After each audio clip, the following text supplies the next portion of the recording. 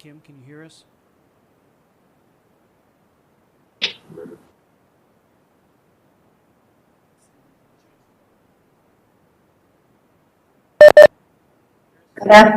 Yes, yes. Okay. Good afternoon, everyone. Thank you for coming to the Educator Preparation Subcommittee meeting. Today we will be talking about statute that is in Senate Bill 599, and I'm about to share that with everyone so that we can refer to it. So under the powers and duties of the commission, for this subcommittee work today, we're going to start talking about B, so A1B, the appropriate courses to be used for calculation of individual and cohort grade point averages for admission to educator preparation programs, which may account for prior degrees attained, type of license, and areas of licensure. The commission shall consider which grade point average, either the grade point average in the content courses relevant to the licensure area or the cumulative grade point average would be most appropriate for clinical residency students. So we have a few things to talk about today. In addition, this subcommittee will also work on other duties for 1A and then 2A, 2B as well, but we want to focus on 1B today to get things started. I'm going to open up the floor to start the discussion, and I'm going to leave this up for reference right now until I start taking some notes for the meeting. So I'll open up the floor for any discussion points. Kim, this is Aaron. Hi, Aaron. Oh, can you hear me all right? Yes, I can hear you. All right. It broke up a little bit. Are you wanting discussion on A1B? Yes. A1B, yeah. Well, right, my question is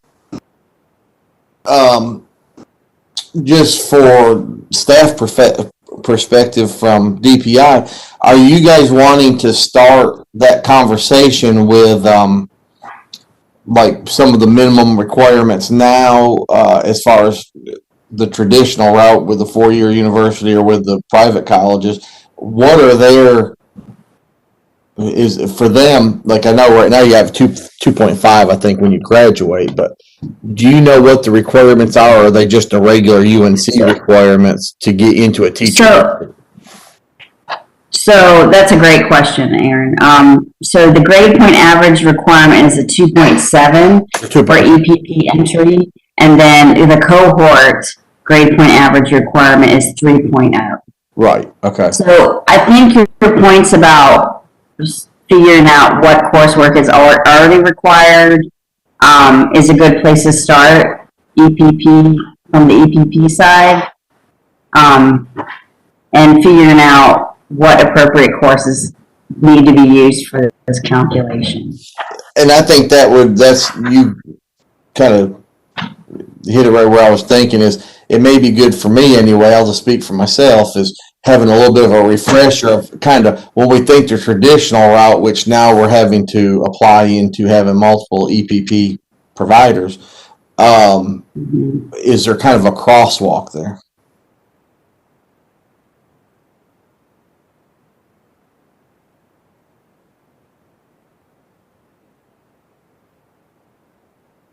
I'm going to leave that to EPPs to respond. Hey Kim, this is Hank. When I'm reading this, it reads like we need to come up with an either or type of calculation. I think it would be more helpful, especially considering our teacher shortage right now, if we could either look at the grade point average of their actual major, say biology, just those courses, or the overall cumulative, whichever one helps them most. Is that an option? Well, it does say that you can account for prior degrees attained. Right, but it's asking us which grade point average, either the grade point average in the content courses of that prior degree or the cumulative grade point average. Right. I think that's specifically for the residency license holders. Right, and isn't that what this is about? Yes. It looks to me like A and Yes. B are just about residency, not about our Yes, traditional students. Right, right. So ask your question again, I'm sorry. So I guess the question is, do we have to pick an either or is it possible just to say that we'll use the grade point average that benefits the students most in terms of getting them into a residency program? It looks like you have to do an either or. Because it says the commission shall consider which grade point average, either the grade point average in the content courses relevant to the licensure area or the cumulative grade point average. So Kim, your interpretation of that is we need to decide one or the other. We cannot have language that would be something like whichever is higher or something like that. The way it reads, because it says shall, it doesn't say may, that we have to do it that way. Kim, this is Randy. Can I ask a question? Sure. Is there information about the intention of this, like with respect to the purpose of why we're using a GPA? Like, it's to make an inference about these candidates with respect to something. And I'm curious whether there's information out there as to what that is. I have not talked to anyone at the GA, but my guess is that the GPA is to set a standard for entry into an EPP on the residency side. But is it making the assumption or the inference that if you don't meet the standard, then you don't have certain competencies that are going to lend to successful teaching? Yeah. I guess so I'm trying to figure out, like, if we're setting a decision rule, what's the purpose? For what purpose is this decision rule being used? Randy, Seems like it's. It seems like it's. Oh, sorry, go ahead, Anthony. No, I would surmise that the assumption is the stronger one's content knowledge is relative to the content area, then the more likely that individual will be successful as a classroom teacher. Where this kind of falls apart in that assumption space, I'm thinking about individuals who might come into an elementary education program or a special education program. They won't have content classes per se coming out of an undergraduate program that you can would lend itself to understanding what their content knowledge might be in elementary education or special education. Those individuals could be coming from any discipline area. So the notion of using a content GPA becomes problematic for those folk. And I'm sorry, Michael, I didn't mean to cut you off. Yeah, I was just going to say, I think we might be reading more into it than there is. If you remember, what happened here was we transitioned from the lateral entry license to the residency license, and there was a 2.5 required in the lateral entry license, and I feel like this was just put in so that there's an equivalency between what we had for the lateral entry and then what we have for the residency, since there is a GPA requirement for undergrads earning a first degree. So I think for us it matters, right? Like we can talk about whether or not a content GPA matters in the long term, but I feel like this was just done because we had the GPA for laterals.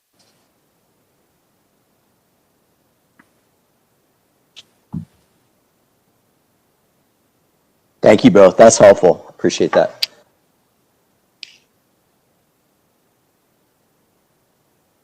Yeah, and Aaron, if you'll remember, like when you were hiring someone who was lateral entry, if they had like a 2.4, you couldn't get them a license. Right? The only instance, Exactly, and Yeah. that's what I was saying. When I said traditional, I wasn't necessarily talking a traditional teacher program, but someone coming in lateral entry going to a 4-year Yep. Right. And I think in my mind, I was trying to think of a crosswalk of what that would look like for those that are now choosing these, the private options that are, options that are available now. And I remember, the lateral rules were, like a little bit loosey-goosey, right? Like, so if somebody had you could use the overall GPA if it was over 2.5, but if their GPA was less than 2.5, then you could do 15 hours of their post-bac. Like, there are other ways in which to calculate a GPA, and I think that's what this is getting at is, rather than saying, like, there are all these ways in which you can work the system to get a GPA, like, we need to come up with, like, what's the way in which we're going to calculate the GPA specifically for the residency license. Mm-hmm.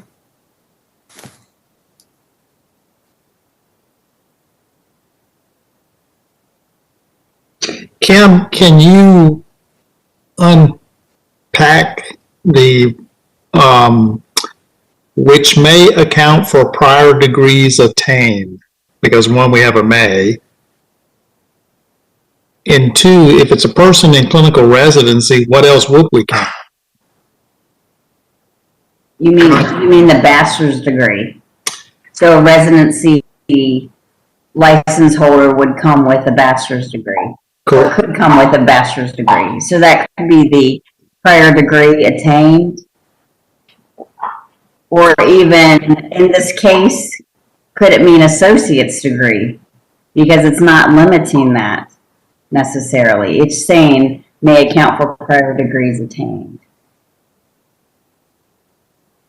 But I guess they have to have a bachelor's degree, so they wouldn't have an associate's degree. Right. One, they have to have a bachelor's degree. And two, depending on what that bachelor's degree is, they would or would not have taken some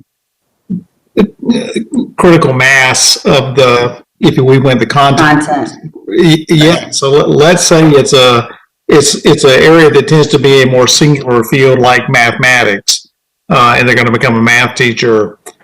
They may well have had all the math courses as an undergraduate for content, but the institution could decide not to count prior degrees. So what would they count?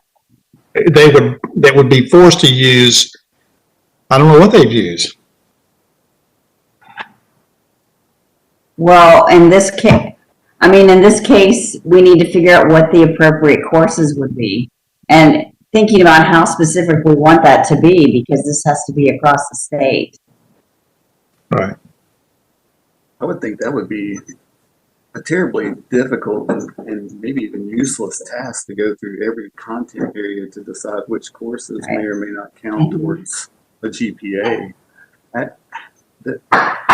It almost feels like, well, if I had my druthers, and I'll throw this out, if somebody came to me with a 2.4 GPA overall, was a biology major, had some experience in the world, and I felt like they might make a good teacher, what would be more helpful is to have them on probationary admission for the first semester and then set a GPA for what they had to have at the end of that first semester to continue in the EPP. But I don't think that that's one of the choices here. Right. And Hank, to add to what you just said, it might be in a situation where somebody had a 2.4. You want to look at the last 60 hours the same way you might for a graduate school decision. You look at the last 60 hours and then you could pair that with content courses. I mean, institutions sort of left a great deal of flexibility about how to do this. You could find ways that a 2.4 might not necessarily be indicative of that person shouldn't be a teacher. Right. In other cases, it may be perfectly predictive that, everything about that 2.4 says they probably shouldn't be in an educator prep program.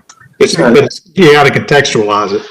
Yeah, and the other context is the last 60 hours. Let's say I'm a physics major at University of California, and it's a tough program, and 2.4 is a great GPA to come out with from that particular major there.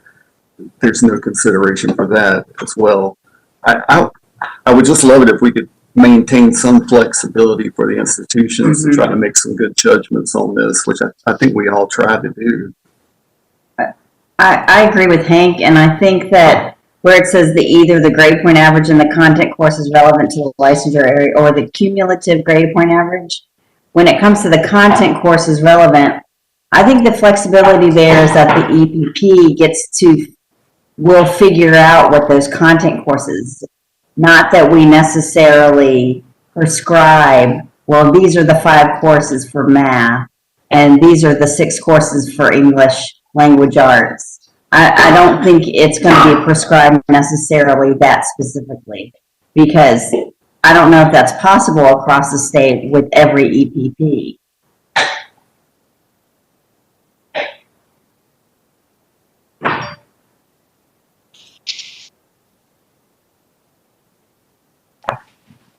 So who would be the final authority on this? On making the decision, you mean, Anne? Yeah, so, I mean, it used to be that back in the day, I believe that you could say this person has 24 hours in math because they have 24 hours with math prefix, or this person has 24 hours in biology at C or above with biology prefix. You know, just choose your content area. I don't know how you're going to do this with SPED and elementary. So I think that's a whole different beast. But who's going to decide the 24 hours? And I think, I mean, are we going to use something simple like the prefix in the area? Then it's going to be like, well, this was an interdisciplinary course, and then who looks at the syllabus? I mean, this could just be a bottomless pit. I mean, I think this subcommittee will come up with the formula, the appropriate formula, and then we will send it to the full commission. So it's up to the subcommittee to have a proposal of what they would want the full commission to discuss and take action on. The other choice is to use the cumulative grade point average versus content. This is Andrew. Can you guys hear me? Yes. Yes. Yes. Sorry.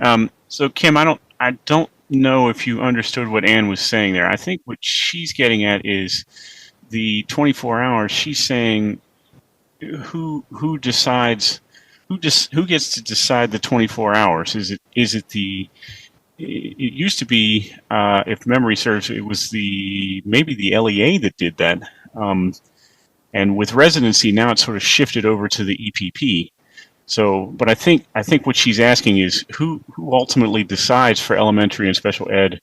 You know, when you have a random person comes to your program with a random list of content courses that could be applicable towards an elementary or special ed degree, who ultimately gives the green light for that? Am I putting words in your mouth, Ann, or is that making sense? Correct me if I'm wrong, but wasn't it the regional licensure center that would make that? The Rauks, obviously, yeah, they certainly had an intimate role in that back when lateral entry was in play, for sure. Sure. You're not putting words in my mouth, Andrew, but I feel like we may be going backwards.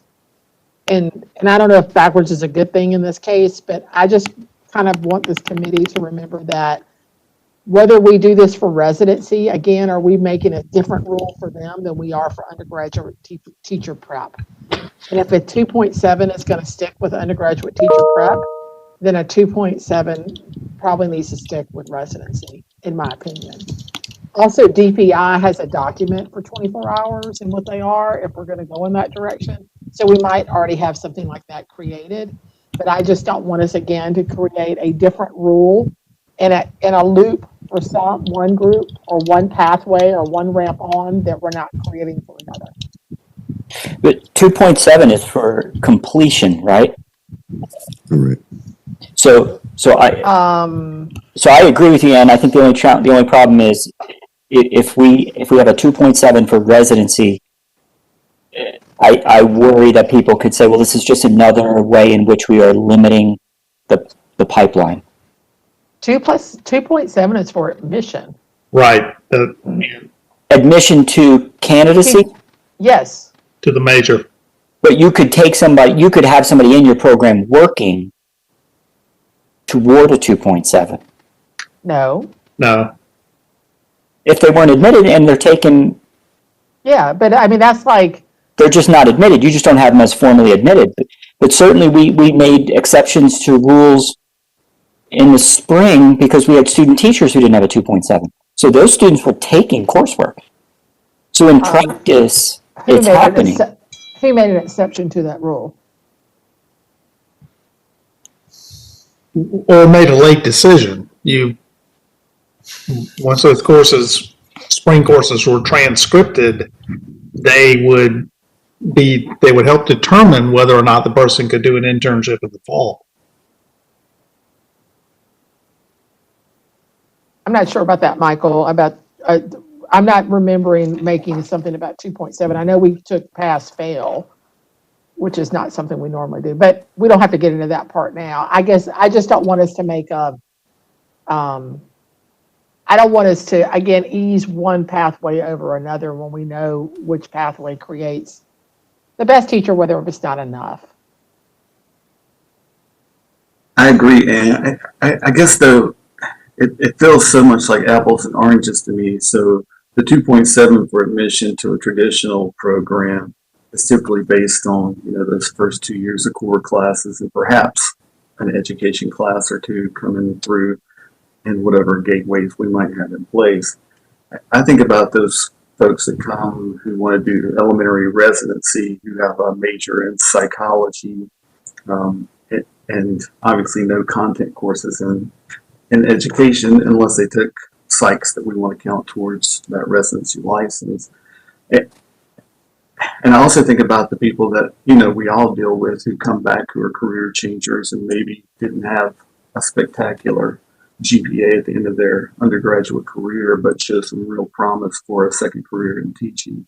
I don't know how we, keep it fair for our traditional students, but also keep the door open for some of those ones who are non-traditional, who might need a different pathway in, and certainly open to. That's why I just wish we could keep whatever flexibility is possible for the institutions to be able to admit students and in the best way possible, or the way that works the best for the student without hurting our traditional undergrads.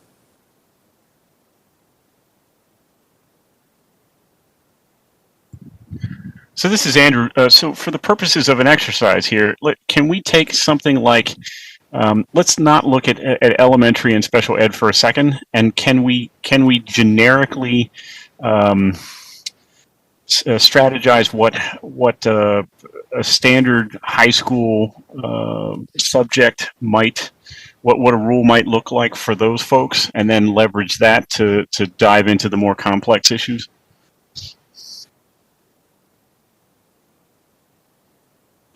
So I would say I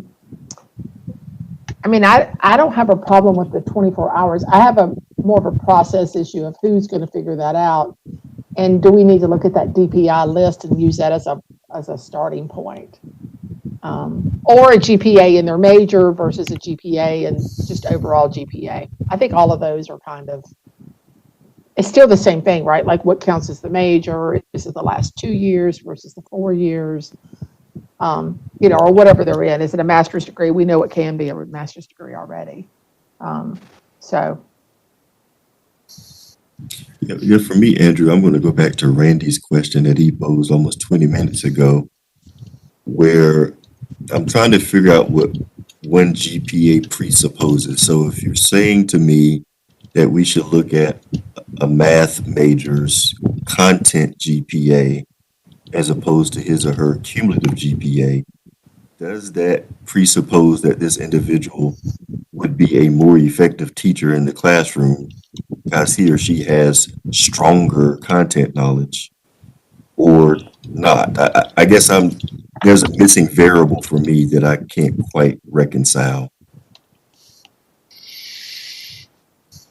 Yeah, I'm with you on that one.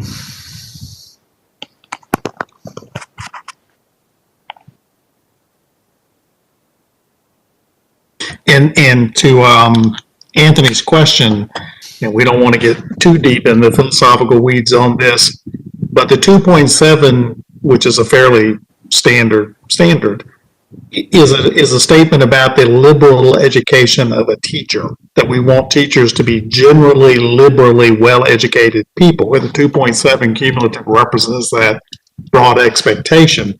When you get into the more content-specific issues, it's sort of like, if you're a math teacher, we just need to make sure you know math. We don't care what else you know. And Andrew just yanks it right back out from where you were just trying to take it. But that's a major question for the profession. In the Human Capital Roundtable, to some degree, just answered that, or at least pointed to some answers with their recommendations. That you got to give a lot of people who perform in a lot of different ways earlier in their education as much access as possible to enter the profession.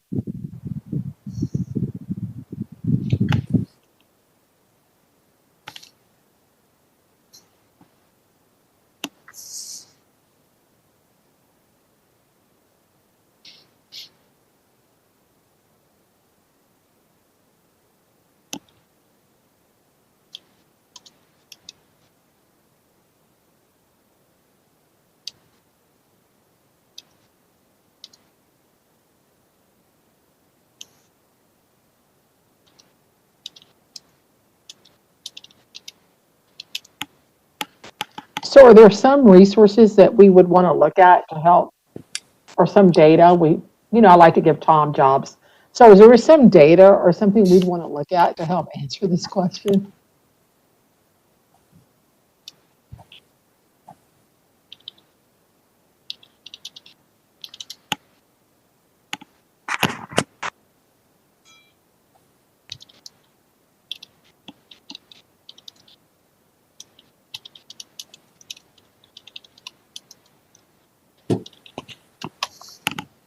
Also, what are EPPs using now?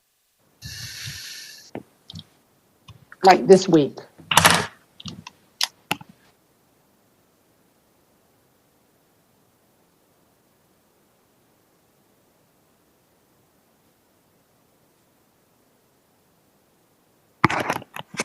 Well, I think we could probably answer what are EPPs using now by leveraging the folks that are on the call to share how they might be calculating internally. We wouldn't capture obviously everybody, but to hear from some folks, if you're aware of the nitty gritty details, some of you, it may be other folks within your program that are doing that part, but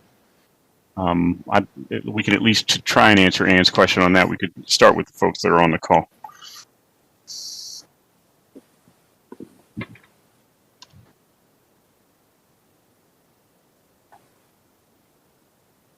I mean, I know we use a master's, like they could have a master's, so we would use that GPA or the undergraduate GPA. Does anyone use do you just use the flat GPAs? Does anybody, maybe you don't want to say this in a recorded meeting, but does anyone use the content GPA? Has anyone used that? To my knowledge, Ann, we use just the flat cumulative GPA. Okay. And are we keeping lots of people away because of that? Do we know from school systems? Does anyone have an idea?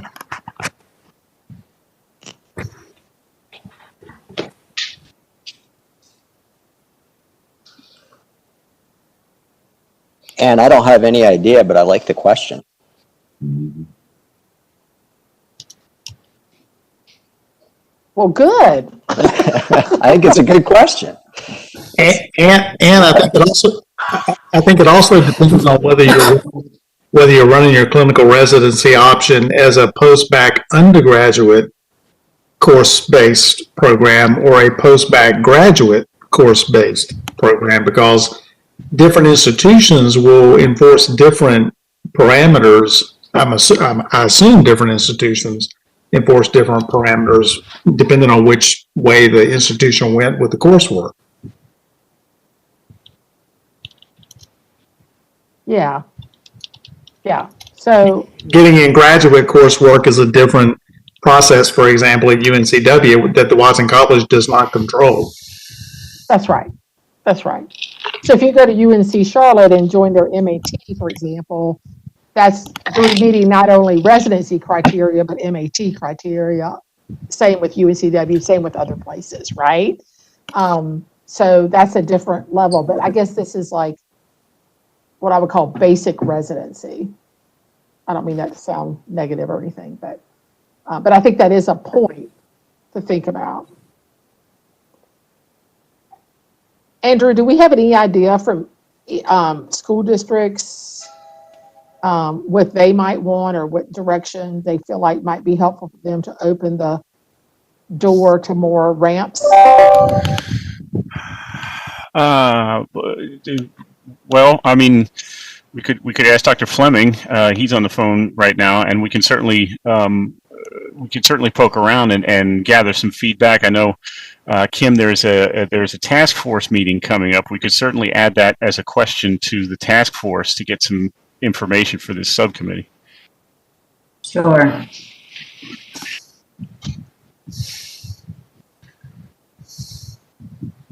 Dr. Fleming, do you have any thoughts on that? I don't know if you're still lurking. Yeah, no, yeah, I thought about it for a second. I may have got the back end. I know there were one was about the GPA. Is that based off of the minimum that we're telling folks when we want to hire them to get licensed? Well, I think what. Oh, go ahead, Ann, if you want to flesh that out, rather than me put words in your mouth. Well, I don't know that I'll say all that I'm supposed to say, but my question really is do you find that the GPA is a barrier for the people that you want to hire as residency teachers? You may not know the answer to this right now, Aaron. And if it is a barrier, for what percentage is it a barrier? And is it specific, is it more high need areas or is it special ed where they have to take the test? Right? So that's a lot of questions, but basically. No, so I think, yeah, that's what I thought you were hitting. I think it to an extent, it is a barrier. But I know we've had some workarounds where they do go back and take courses that that help boost up their GPA, and I think that has helped. But I will give you this as a superintendent, where I don't have to get in the weeds that much on an individual applying and having their transcripts evaluated and all that. I don't get into it as much as I did, but I can tell you as a CTE director, for a CTE teacher, it was a huge barrier because in most of the areas, you'd get people who want to become a business teacher that only had a high school diploma or may have had an associate's degree, and in the trade areas, that's okay, but then you had to explain to them you need a bachelor's degree, and then those that came with a bachelor's degree, the GPA may have been very low, and it was hard to even get them to take a certain number of courses to get that back up. So I can tell you specifically, in my background, yes, but here, yeah, it's a struggle, but I think we have done okay. And I will tell you one thing we would do too, because I know you were talking about the on the master's side, and I think Dr. Dempsey even said there was an issue there between the colleges, because with that being a master's degree and being run through a graduate school, we do try to tell teachers that do have, that when they go back to take their content or their education or content courses, whatever it may be, to try to get that at a master's level so they can get a master's degree. Now, back when master's pay counted, that was much more of a selling point than it is today. What we tell them today is you never know. There might be a day master's pay is back, and you might want to take that take that equal course at the graduate level. So there's another scenario to think about too. So currently, if I'm a teacher who might want to come in on a residency route, and I have less than the 2.7, I can get an emergency license. right? Because we kept those emergencies available, and I believe they're renewable at least once, if not twice. And so the question then is, how long do we want somebody on an emergency license without access, without the opportunity to enroll in a valid program, right? And we get back to this, and I always had a problem with this when I was at state, with people just taking coursework at the community college, or, and I don't think it's a secret that I wasn't a great fan of the route, this idea where people are just cobbling together courses, that's not a coherent program.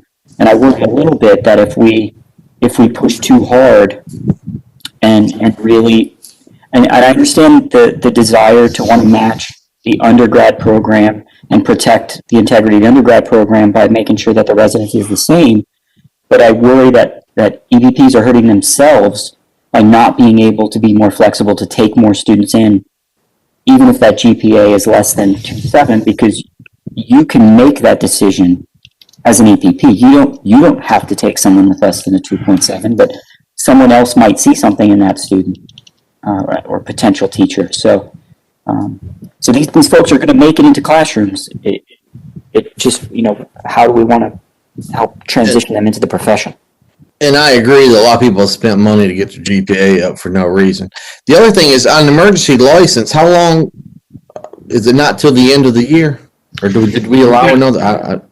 Yeah, so this is Andrew. There's two licenses prior, which would be the permit to teach and the emergency license. So each of those is non-renewable, and it lasts for 1 year. So you would start with the permit to teach. That's the person that would have the least amount of content specific knowledge for the class that they've been put in. And then that would move to the emergency license following that, which would then logically move into the residency license. And you can't go backwards, you can only go forwards in that process.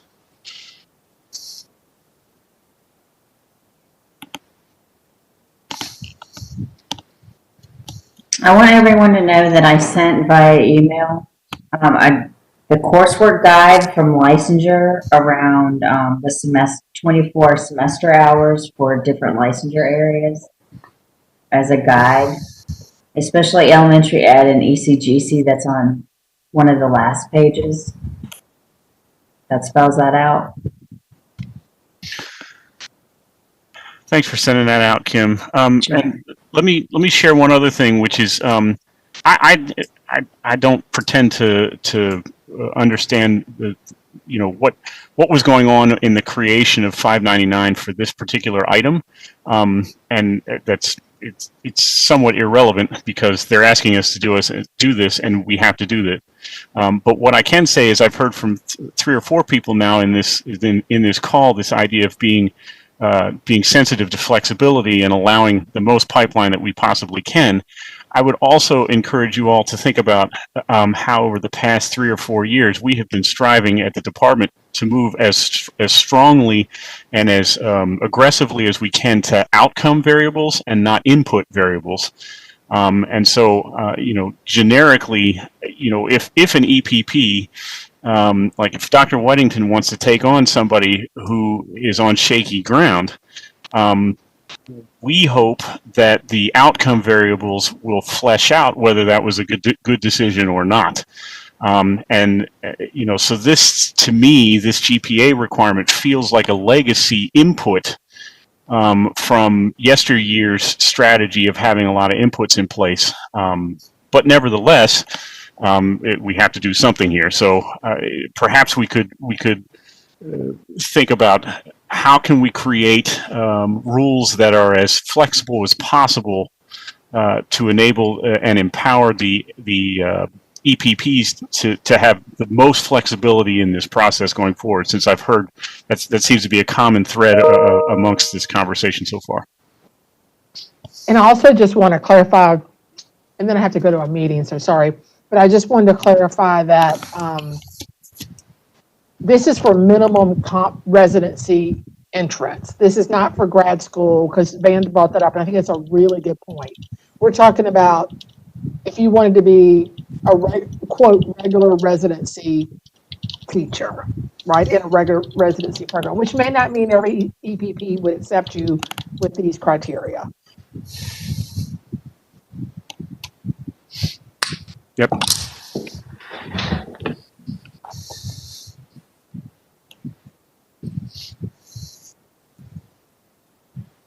So,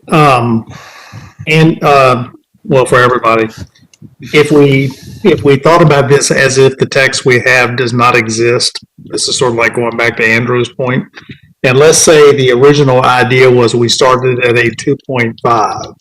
I'm not sure there's that phenomenal differences in an individual who has content knowledge of 2.7 versus content knowledge of 2.5 or cumulatively. And I'm one of those people who in general agrees with the roundtable recommendations. But if for clinical residency, we said it was a 2.5 for both, because that means one GPA can't hide behind the other. So you're doing what looks like, according to cumulative, you're doing okay, but when you call out that content GPA, you really aren't. We just make them both 2.5. In Ann's question about what does that mean for programs that have a 2.7, I think we're probably going to be facing that question soon enough. But for the moment, the one that we can get our hands around is this question of the number one, is it a 2.5, 2.6, 2.7, and number two, is it cumulative or content? We can make the cumulative content answer it's both, but probably not at a 2.7 for some certification areas.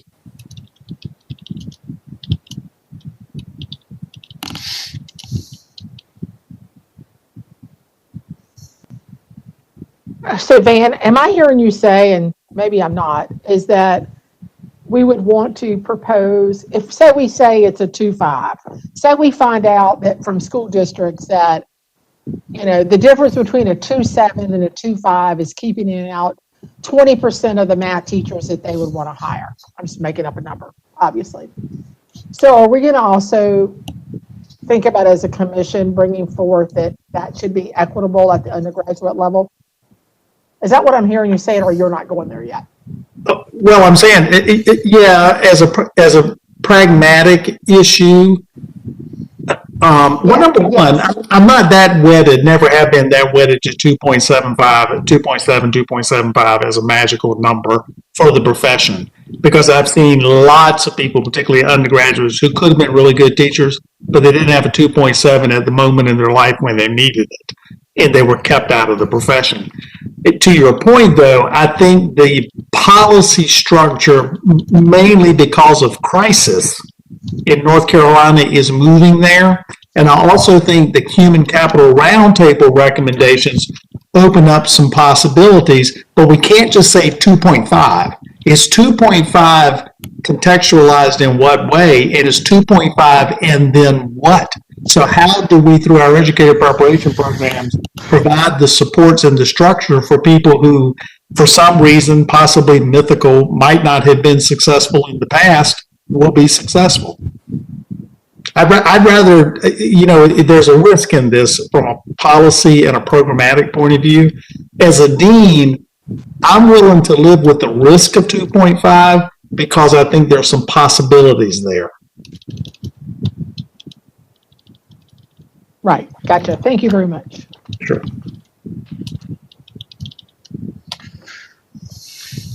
So what do we do? So if we were looking, just take your idea, Van, of both 2.5 cumulative and 2.5 in the content. What do we do with those people who come in whose content doesn't align close enough? As we always see, like the communication and journalism major who wants to teach English in high school and maybe has very few traditional English courses in there. Do we look at their communications major, that content GPA for a 2.5, or just those are ones that we get more of than I would like. So it'd be great to have some idea of how to handle those students.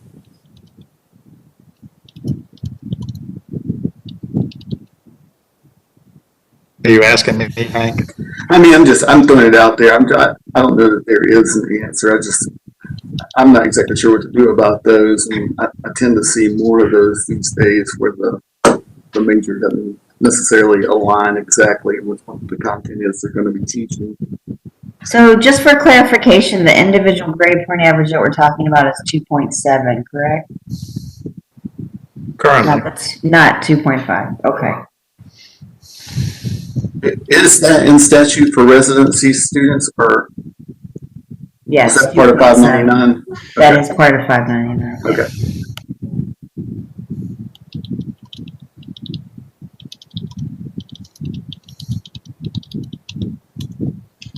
And Kim, if a person has a Praxis content test available and passes that test, the 24 hours issue is resolved, right?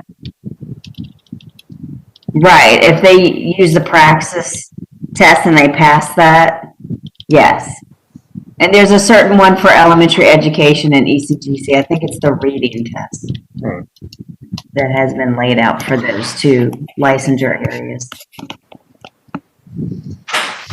Kim or Andrew, I mean, is there anyone in the General Assembly who is interested in working on this and kind of amending this legislation? Well, it's a great question, and the quick answer is I have no idea. We can certainly funnel through the liaisons specific questions if you have specific questions that you would like to take up to folks within the legislature. I mean, because there might be several things in this 599 that we're dealing with that run counter to what we just heard from that roundtable report, that someone in the General Assembly might be interested in championing changes, including this very issue. Mm-hmm. Yeah, Michael, that's an excellent point. There are going to be several things out of that roundtable set of recommendations that are going to require some 599 changes. We can certainly poke around and see if we can get that over to the folks that have been contacted about the proposal that's been set forth.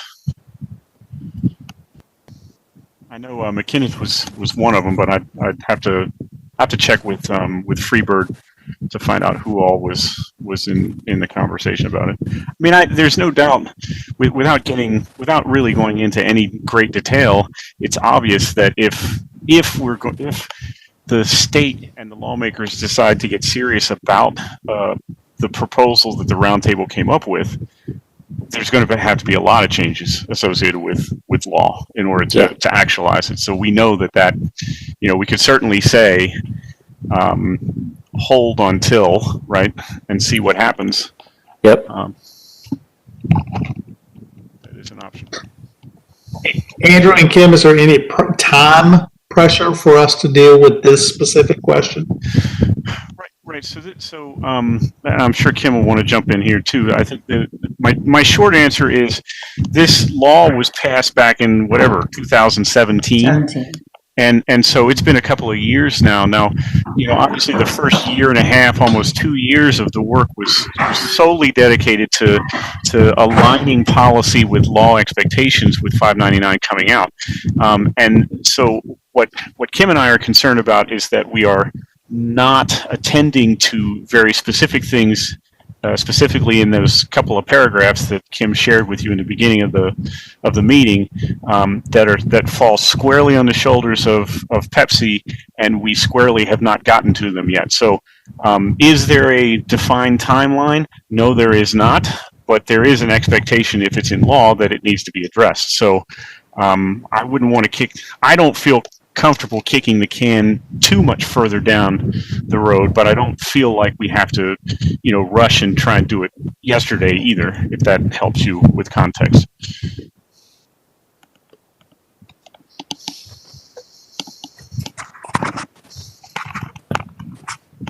And the changes that we might make in this particular section go from Pepsi to the board, but they do not need to go back to the General Assembly based on just changing the kinds of things we talked about earlier, or does it have to go back to the General Assembly regardless of what we do? Kim, if you can pull that law back up, I believe it's essentially what would happen is the Pepsi would make a recommendation, the board would approve it, and then then there's likely going to be some rules that are going to be tied into some of it as well.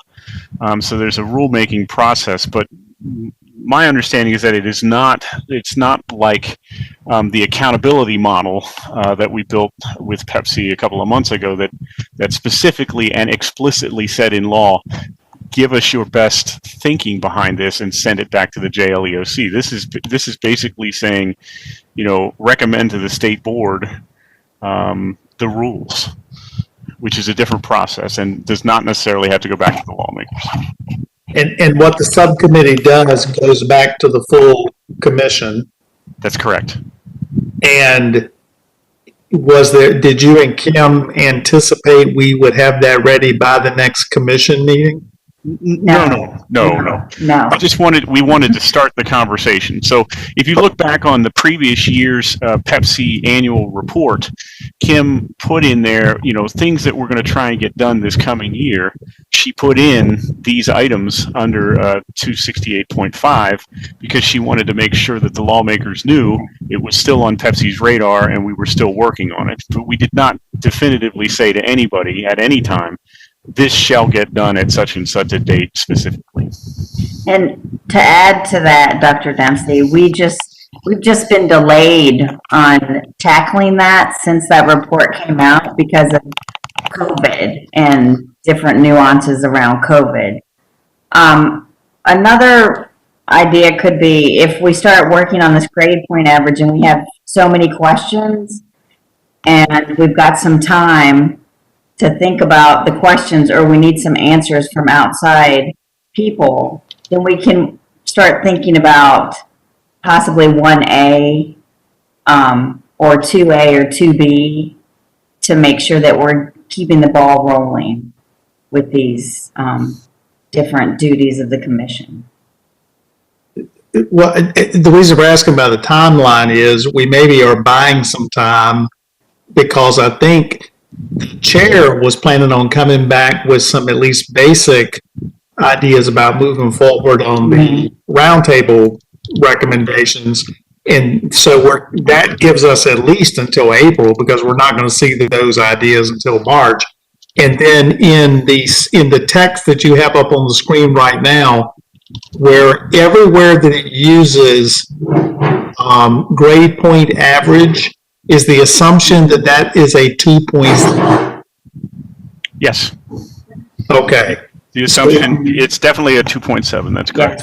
Yes. And so what the subcommittee, individual. right? So if the subcommittee, for the work of the subcommittee, number one, 2.7. That's the benchmark right now. And then the question becomes, if on the basis of 2.7 we can answer the questions, we answer them. And if where we get to is we can't answer these questions looking at a 2.7, and that's going to require deeper and more extended conversations. And to Michael's point, how many other things like that are we going to be looking at where the recommendations run into 599? But at least we have a little bit of a cushion for time, because we really are looking at April for something actionable. Is that right? I would say that when it's cooked, it's actionable. I would not necessarily even say April. I would say, if this group, gets its head around and can push forth an opinion to the broader Pepsi commission, whenever that happens, it'll happen. I wouldn't necessarily say it's the next meeting or even April. I would just say generically, this is something that we have to address and we should be working on it. Right. So we have about 20 minutes left in our meeting time, and if we want to think about what conclusions we want to make from this meeting or next steps for another meeting or action steps that you need information-wise from Andrew and myself, I think we have talked a little bit about that. I can make sure to get it down in notes. Kim, can I ask for a clarification on 1B? Are we in a situation where we basically need to make a choice between either the cumulative grade point average or the GPA from the content courses? Like, That's how it reads, because of the shall consider which grade point average. and I guess what I'm asking is, if we're in a situation where we're locked into that, and I don't know that we are, like, does that ever change in the next month through additional information? But if we are locked into that, I think I'm coming back to the first point I made to think through. I'm curious whether it would be helpful to us, or to what extent it would be helpful to us, to think through, if we do land on the decision of the cumulative GPA, what is that really, to use Anthony's word, presupposing? Like, in essence, what is that doing? That's calling back to kind of this broader general curriculum, right? General body of knowledge. Rather, if we limit it to the content courses, then what is that really saying and doing and presupposing? And within those two options, then, you know, what's what's the one that has the least pitfalls to it, so to speak? I'm just wondering if that could be a useful line of thought for the group as we move forward with this.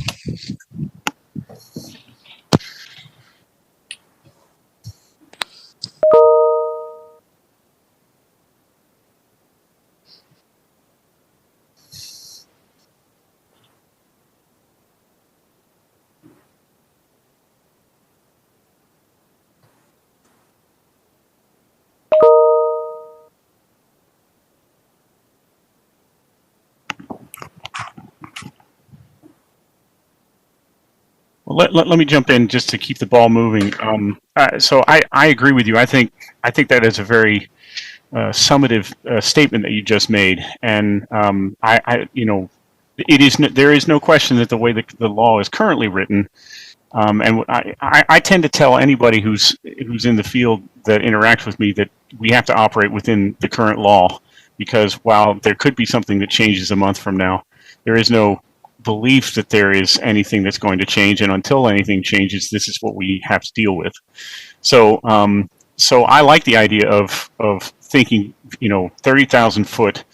What are the presuppositions of a cumulative GPA versus the presuppositions of a content GPA? We've already heard from folks within this conversation that the cumulative tends to be the direction that we're hearing is happening across the field. And given those two options, what are the pitfalls? What are the ups and downs associated with each of those directions? Can we flesh out the pros and cons to cumulative and the pros and cons to content?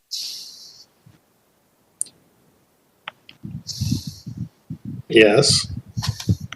Go on. Question mark.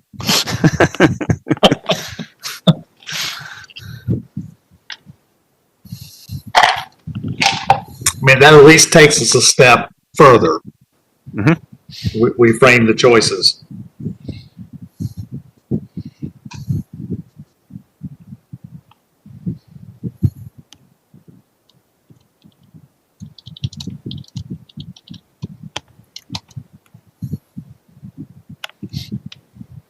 And then in there too, I'm assuming there's all kinds of issues around just logistics too, right?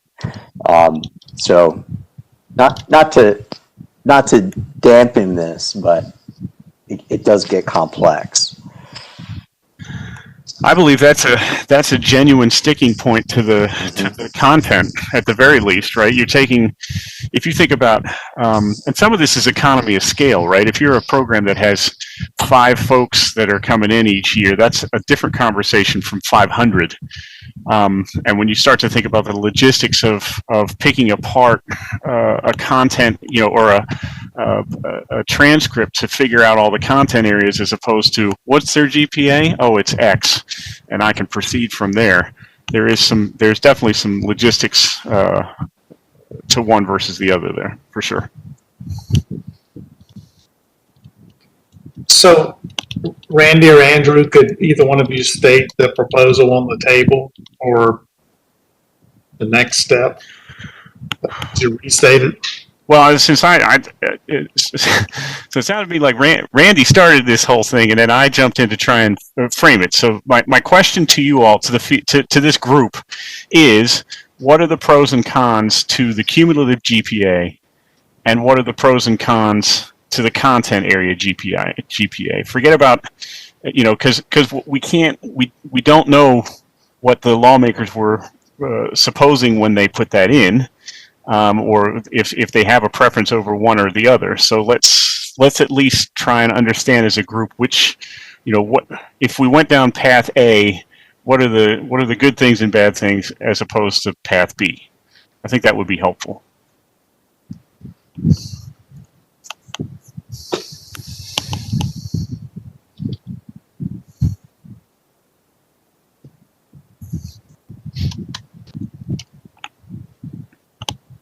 Don't everybody start at once. I think that would work, and I think if we could literally, we have a document up on the screen and we're editing as we go, I think that it'll at least put some parameters around how to answer the question. Questions?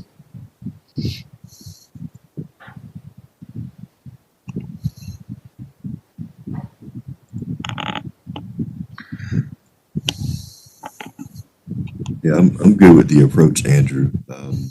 I guess I'm sitting here wondering, I know I've seen some data somewhere before that kind of spoke to impact of a candidate's GPA on K-12 student learning. I'm assuming that GPA was a cumulative GPA. I guess my question becomes, is there a way to know the impact of a content knowledge GPA on student learning, if that's something we haven't been collecting? I'd have to think about that for a second. Well, the licensure folks we have transcripts of candidates, and we could map if we applied some sort of a content strategy to that. We could look at a subset of that. It could be a monster process. I'm not going to lie to you about that, but it could be done. It might kill us over here, but it could be done. It's not my intent to kill anyone.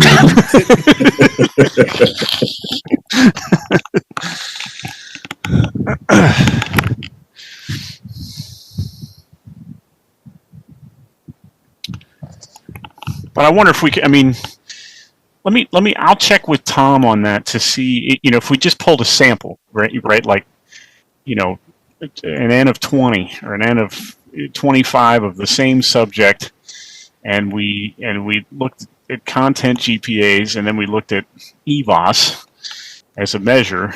Could we make some very basic generalizable statements as a starting point?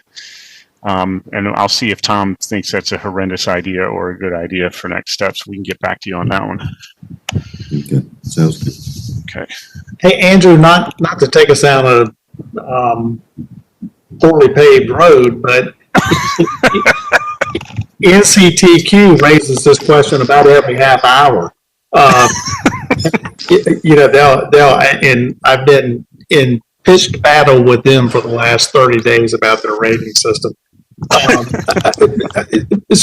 we don't have anything in the background that is sort of the state addressing this question, because they say absolutely GPA matters. We don't have anything that would have been a policy counter or agreement for that relevant to them.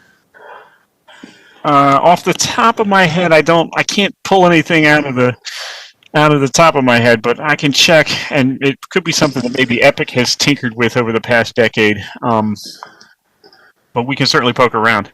Okay, might help cut out some work. Okay.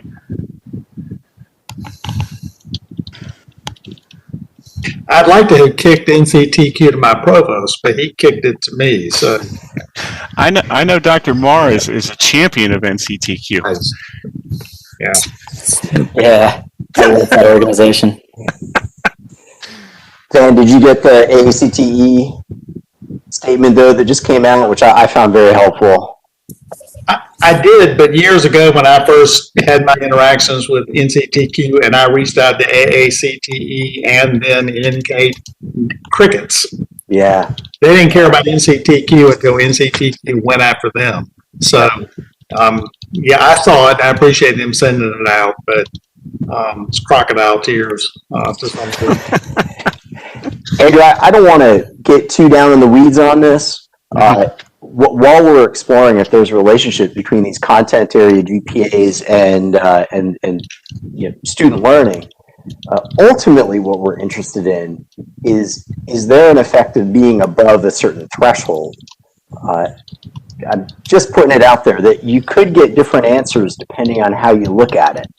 So if, it could be that you have an overall relationship at the GPA level, but when you factor out a threshold of 2.7, whether you met that or not, maybe there's no relationship, or maybe there's even a bigger relationship. Mm-hmm. So just so I've said it, that's out there too. Right. And again, I think that comes down to, I personally, I think that's a really important point to make. But as soon as my wheels start turning on that, I start thinking about, well, now the sample size has to be exponentially greater, right? So this, just so we're all clear here, that is going to be a hand calculation. We're going to go in, we're going to visually look at transcripts, and we're going to visually put them in piles and visually calculate those GPAs. So, and again, I just don't know if Dr. Tomberlin is going to want to go that way just for if we have enough time. Of course, we'll do everything that we can, but I just don't know what the threshold is before you get a generalizable statement out of whatever it is you're tinkering with. So someone just sent me an article. Someone listening sent me an article from Equity and Excellence in Education. I'll put it in the chat. But it's called Raising the Bar or Locking the Door, the Effects of Increasing GPA Admission Requirements on Teacher Prep. And in summary, basically it says that by raising the GPA to 275, it negatively impacts both students of color and male students and shows no improvements in 6 outcomes that they examined when you raise the GPA. So there is some data there that says that the GPA, or it appears there's some data available that says the GPA doesn't really matter. And perhaps is doing a disservice to some students. And that's on a national level? It's in I'm going to put it in the chat where the citation is so folks can look at it. Okay. And that is a great, whoever was listening, thank you. That's a great place to start.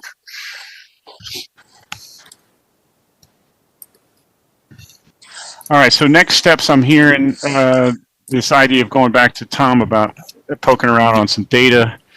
What are some other next steps that we want to do here in our remaining?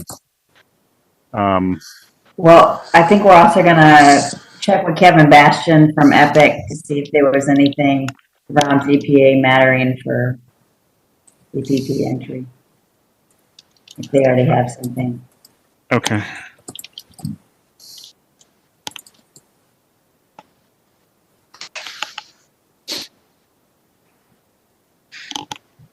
Does this group want us to reach out to the liaisons to see if are there specific questions you want us to see if we can ask the liaisons about?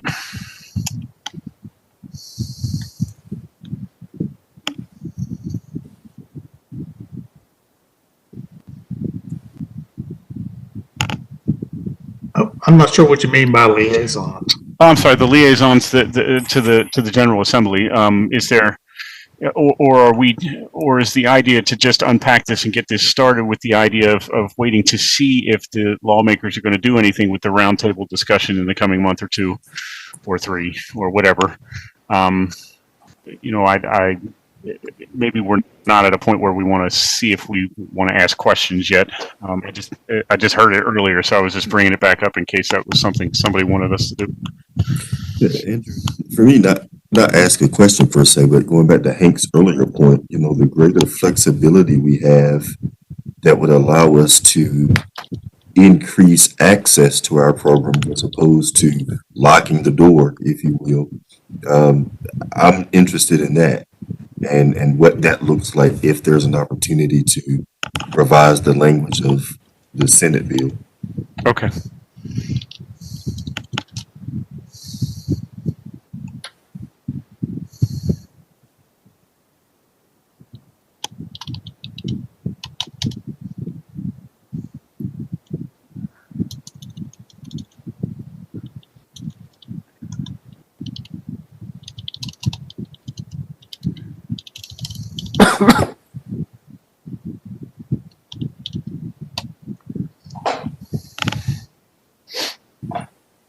Yeah, Dr. Graham, I was typing my notes here.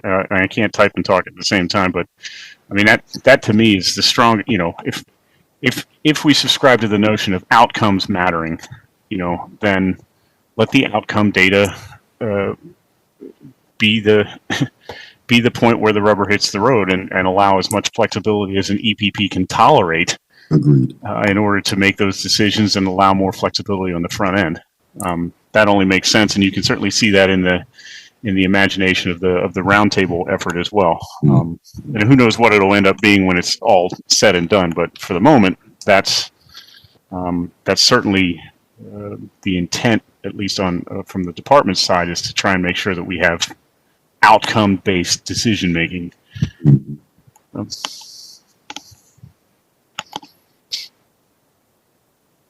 Yeah, I think that Anthony's point is critical. If we look at GPA and any other indicator, we don't want to use them as gatekeepers and ways of closing people out.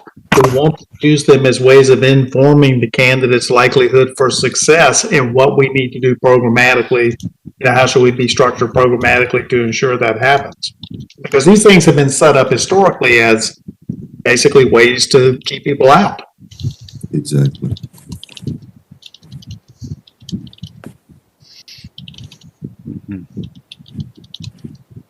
We have about 3 minutes left.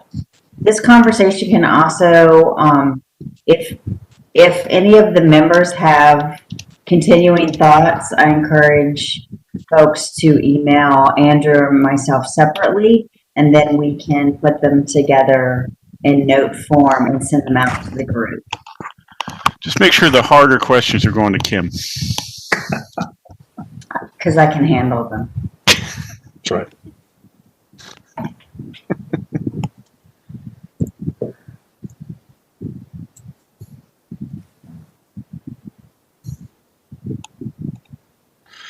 Do we feel something else just came into my mind here.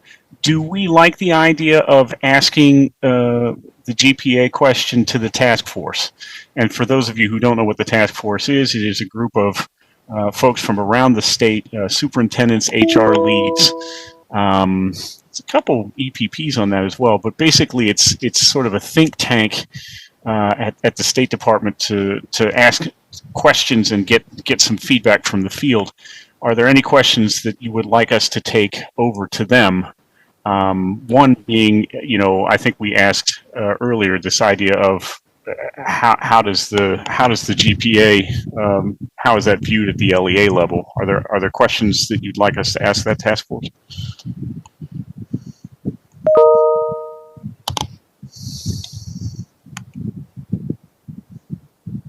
And the answer, by the way, can be no. That's fine. I just thought I would ask because we have a meeting coming up either this week or next week. Andrew, I think the binary question, but let's say we get locked into this binary question, it's going to be one or the other.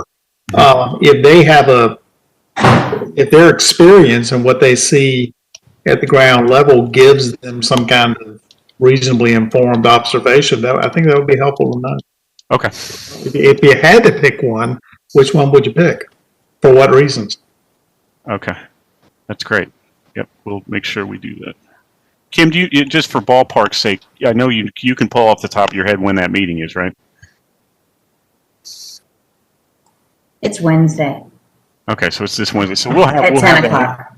We'll have that answer Wednesday. We can certainly send that out to this this subcommittee that later that day.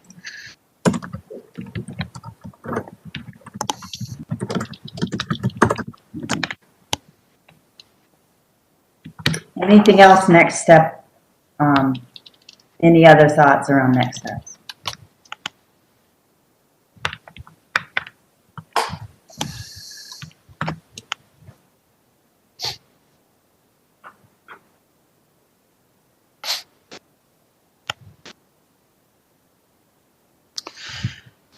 All right, well, we're right at 2:30 here, and I think this was I know it's sort of squishy out of the gate. All these, it seems like every time we start a new topic, it's always a little slippery out of the gate, but I feel like this is a good place to start, and, we've got a lot of stuff cooking, so Kim and I will go forth and try and get some of these things sewn up for you here. Did you get that link from Dr. Marr, Kim?